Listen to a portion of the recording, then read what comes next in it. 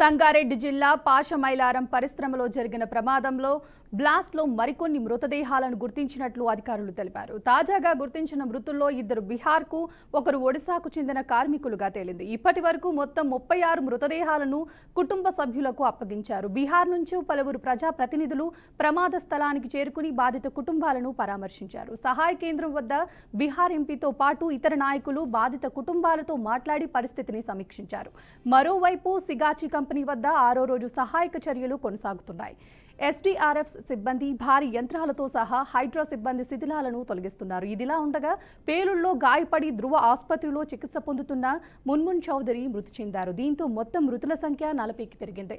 ఈ ఘటన పరిశ్రమలో భద్రతా లోపాలపై అనేక ప్రశ్నలు లేవనెత్తుతోంది. మృతుల సంఖ్య మరింత పెరిగే అవకాశం ఉండటంతో రక్షణ చర్యలు మరింత జాగ్రత్తగా కొనసాగుతున్నాయి.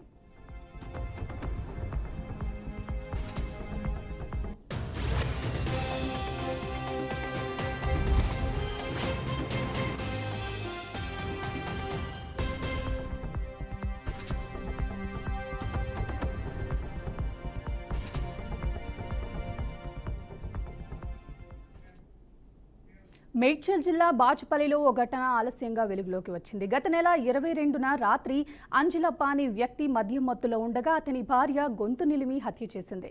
తరువాత రోజు ఉదయం తన భర్త సహజంగానే మరణించాడని తాను పనిచేస్తున్న చోట కార్మికులను నమ్మించింది. అంత్యక్రియల నిమిత్తం అంజిలప్ప మృతదేహాన్ని స్వగ్రామానికి తరలించారు. అంజిలప్ప గొంతుపై చారలు ఉండటంతో అతని సోదరుడు అనుమానంతో స్థానిక పోలీసులకు ఫిర్యాదు చేశాడు. అనంతరం ఆమెను అరెస్ట్ చేసి రిమాండ్కు తరలించినట్లు బాచుపల్లి సీఐ ఉపేందర్ తెలిపారు.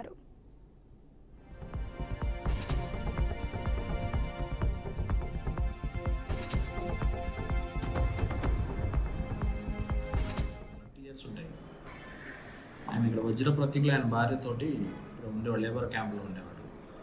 ఆయన అనుమానాస్పదంగా చనిపోవడం జరిగింది. చనిపోయిన తర్వాత వైఫ్ ఎవరికి ఇంటిమేషన్ ఇవ్వకుండా ఆ డెడ్ బాడీని వాళ్ళ స్వగ్రామమైనటువంటి నారాయణపేట దగ్గర కోటకొండ గ్రామానికి తరలించడం జరిగింది.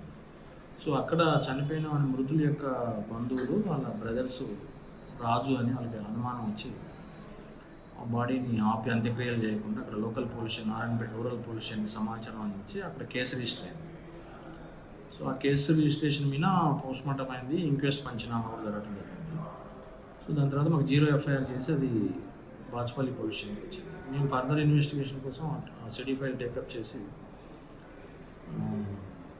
అక్కడున్న పోలీసు వాళ్ళతో మాట్లాడడం జరిగింది. తర్వాత ఈ కంప్లైంట్ పార్టీ యొక్క బంధువులని సాక్ష్యం విచారించి ఇవన్నీ అయిపోయిన తర్వాత ఈ సస్పెక్ట్ ఎవరైతే వాళ్ళ భార్యనే అనుమానించారు.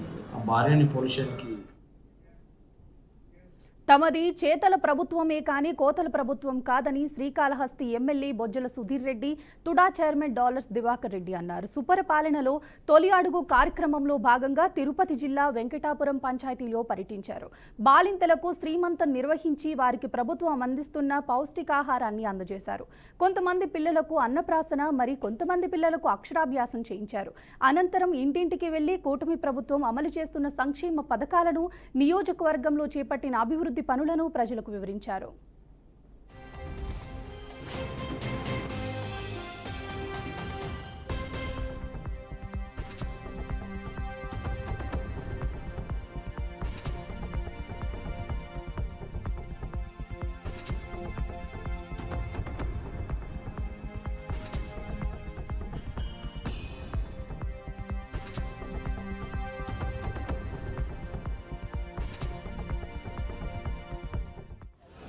ఈరోజు తొలిఅడుగు మా పాలనలో ఎన్డీఏ ప్రభుత్వం ఏ రకంగా పనిచేస్తుందో మీరందరూ చూస్తున్నారు.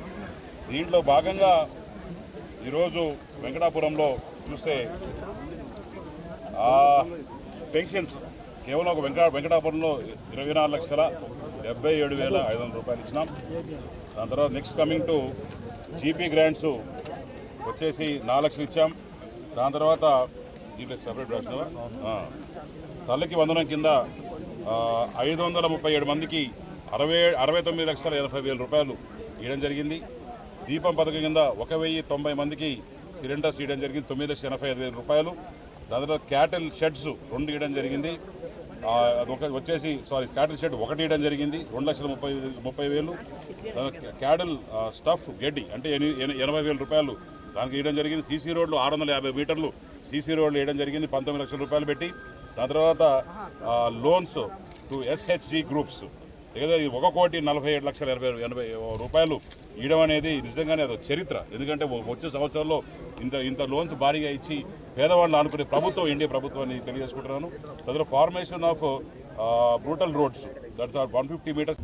ఈరోజు గడిచిన సంవత్సరం రోజుల్లో ఎన్డీఏ కూటమి ప్రజలకు ఏం మంచి చేసిందనేసి ప్రతి ఒక్క కార్యకర్తకి, ప్రతి ఒక్క ఓటర్కి, ప్రతి ఒక్క ఇంటికి వెళ్ళి పర్సనల్గా సారు ఇచ్చిన ఆదేశాలతో సుధీర్ అన్న కావచ్చు, నేను కావచ్చు, అందరం కూడా ఇంటింటికి వెళ్ళేసి కూడా చెప్పడం జరుగుతుంది. ఈ సూపర్ 6లో భాగంగా ఇచ్చినటువంటి అన్నీ కూడా ఆల్మోస్ట్ అమలు అయిపోయినాయి. ఒక ఉచిత బస్సు కూడా రాబోయేటువంటి ఆగస్ట్ 15 నుంచి కూడా అది కూడా మేము అమలు చేస్తున్నాము. సో కాబట్టి ఏదైనా చెప్పిన మాట నిలబెట్టిన ఒక పార్టీ ఉందంటే అది ఒక తెలుగుదేశం పార్టీనే. ప్రతి ఒక్కరు కూడా ఈరోజు అన్న చెప్పినట్టుగా పూర్తిగా రౌడీజం అనేది ఆగిపోయింది. అందరూ రికార్డ్స్ రెవెన్యూలో అన్నీ కూడా ట్యాంపరింగ్ అని కూడా అయిపోయినాయి.